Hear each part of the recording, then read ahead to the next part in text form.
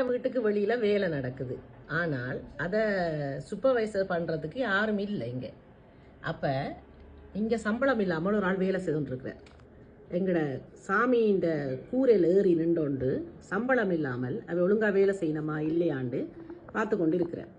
இப்ப என்ன பிரச்சனைன்னா இவர் சம்பளம் இல்லாமல் வேலை செய்துட்டு இருக்கிறார். ஆனால் இவருக்கு நாங்கள் நேரத்துக்கு நேரம் சாப்பாடு போடணும். எல்லாருக்கும் 3 நேரம் தான் சாப்பாடு. இவருக்கு அப்படி இல்லை. இவருக்கு எப்ப நினைக்கிறாரோ அப்பெல்லாம் விடிஞ்சாயிரம் வரைக்கும் அல்லது சாமத்திலையும் சாப்பாடு நாங்கள் போட வேண்டி இருக்கும். இல்லைன்னா தானே அந்த சாப்பாட்டு பெட்டியை திறந்து சாப்பிட்டுருவார். இவருக்கு இந்த நாங்கள்லாம் போடணுன்ற அவசியம் இல்லை. நாங்களும் போடணும், தானும் உடைச்சி சாப்பிட்டுருவார் அந்த பெட்டியை திறந்து. இங்கே பாருங்க, வெயில் அரிக்குதாம், தனக்கு கண் கூசுதாம், அது ஒரு சினிமா வேற. பிறகு அங்கே ஒரு கட்டியும் பார்க்கணும், வெளியில் என்ன நடக்குது, ஒழுங்காக செய்கிறாங்களா, பிறகு அதை ரிப்போர்ட் கொடுக்கணுமே, ஒழுங்காக வேலை செய்கிறாங்களா, ஒழுங்காக நடக்குதா வேலை, அதையும் ரிப்போர்ட் கொடுக்க வேண்டிய ஒரு வேலை இருக்கு மனுஷருக்கு. எவ்வளோ பெரிய பொறுப்பு இவருக்கு இருக்குது. இந்த பொறுப்புணர்ச்சி என்னென்று போற்றுறது என்னென்று பாராட்டுறேன்னு எனக்கு தெரியல.